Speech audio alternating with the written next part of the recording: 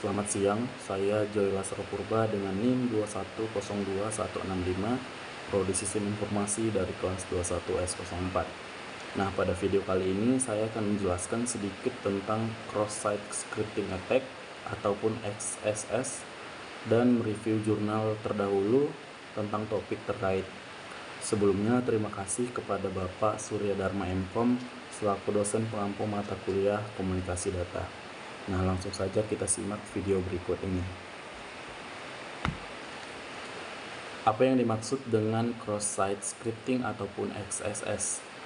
Cross-site scripting attack merupakan salah satu ancaman keamanan di mana penyerang atau hacker menyisipkan kode berbahaya, biasanya dalam bentuk JavaScript pada sisi klien dalam halaman web. Pada saat kode berbahaya ini ditampilkan bersamaan dengan halaman web asli, kemungkinan hacker mendapatkan akses lebih besar terhadap halaman tersebut. Serangan cross-site scripting ini dapat mencuri data, mengendalikan sesi pengguna, menjalankan kode berbahaya, atau bahkan digunakan sebagai bagian dari phishing scam. Nah, bagaimana cara kerja cross-site scripting attack?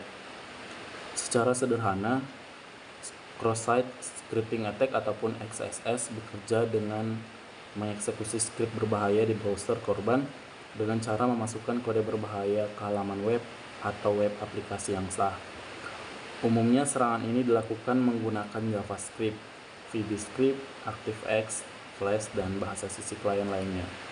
Yang nantinya penyerang akan menghubungi para korban melalui forum, kolom komentar, hingga message atau pesan bots dengan mengunggah link untuk membuat script yang berbahaya. Ketika korban mengklik link tersebut, script mulai menyerang dan menyamar sebagai si korban. Ada beberapa jenis-jenis cross-site scripting attack. Yang pertama itu persistent. Pada jenis ini, kode cross-site scripting attack akan disimpan ke dalam penyimpanan persisten seperti database dengan data lain dan terlihat oleh pengguna lainnya. Jenis serangan ini lebih rentan karena hacker dapat mencuri cookies dan dapat melakukan modifikasi pada halaman. Jenis yang kedua yaitu reflected XSS ataupun cross-site scripting. Jenis serangan ini dianggap kurang rentan karena hacker hanya dapat melihat cookie mereka sendiri dan dapat melakukan modifikasi di halaman yang saat ini dibuka mereka sendiri. Jenis yang ketiga yaitu DOM-based XSS ataupun DOM-based cross-site scripting, merupakan serangan XSS di mana payload serangan dijalankan sebagai akibat dari memodifikasi lingkungan DOM di browser korban yang digunakan oleh script sisi klien asli, sehingga kode sisi klien berjalan dalam sebuah cara tak terduga. Nah, apa saja langkah pencegahan cross-site scripting attack? Yang pertama, periksa keamanan situs. Yang kedua, mengadopsi crossing boundaries policy. Yang ketiga, menambahkan security development life cycle. Yang keempat, validasi dan encode input dari user.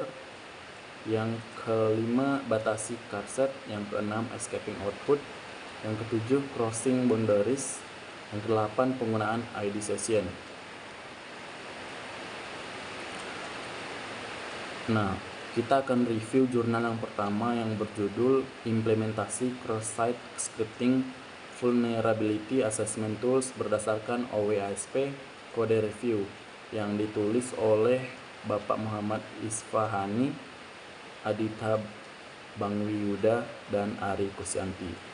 Nah, metode yang digunakan pada penelitian ini yaitu pendekatan analisis statis berjenis time analysis dengan menghasilkan yang pertama, aplikasi yang dibangun dapat mendeteksi kerentanan 2 kali lebih banyak dan variatif dibandingkan dengan aplikasi analisis statis sumber terbuka lainnya yang dijadikan sebagai pembanding. Hasil yang kedua yaitu aplikasi hasil riset lebih cepat dalam pengujian pada 8 dari 10 pengujian dan dapat kita lihat pada gambar di samping. Nah, jurnal yang kedua yaitu serangan cross-site scripting ataupun XSS berdasarkan base metric CVSS v.2 Nah, jurnal ini ditulis oleh Bapak Ahmad Sultan Hakim, Triawan Adi Cahyanto, dan Habibatul Azizah.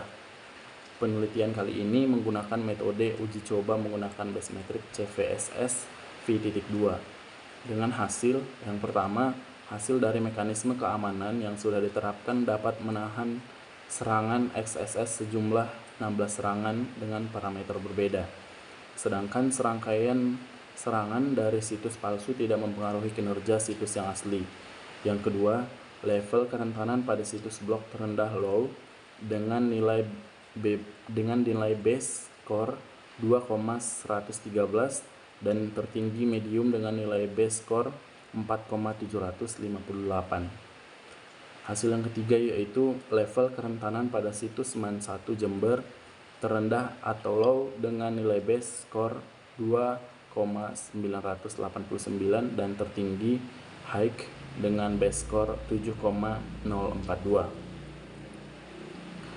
Nah, jurnal yang ketiga yaitu berjudul Penerapan Analisis Kerentanan XSS dan Rate Limiting pada situs web MTSN 3 negara menggunakan OWASP ZAP. Nah, ini ditulis oleh IB Indra Dewangkara, K. Satwitri Santi, dan FA Putri, dan IM Edi Listarta.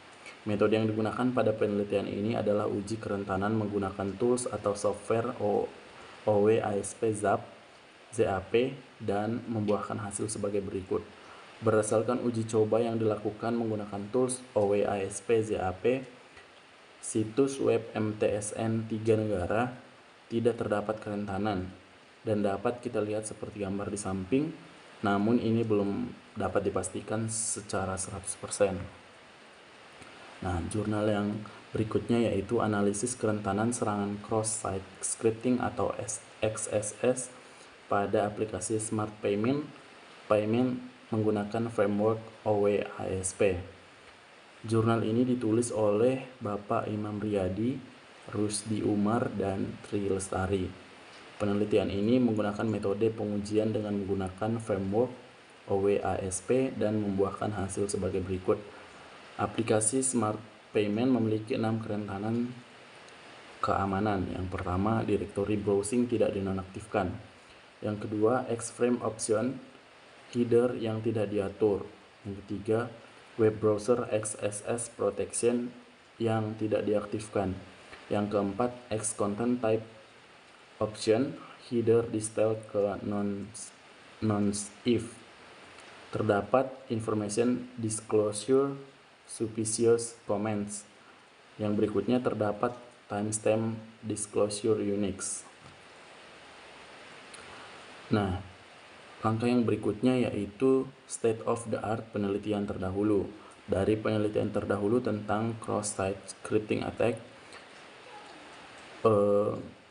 terdapat jurnal yang menurut saya lebih terbaik yaitu yang 2022 tadi, penerapan analisis kerentanan XSS dan rate limiting pada situs web MTSN 3 negara menggunakan OWASP ZAP yang sudah dijelaskan secara rinci tentang apa itu cross-site scripting, bagaimana metode, bagaimana cara pencegahan, dan tentang kesimpulan yang telah mereka buat. Jadi menurut saya sudah jelas ini adalah penelitian terbaik. Mungkin hanya itu yang dapat saya sampaikan.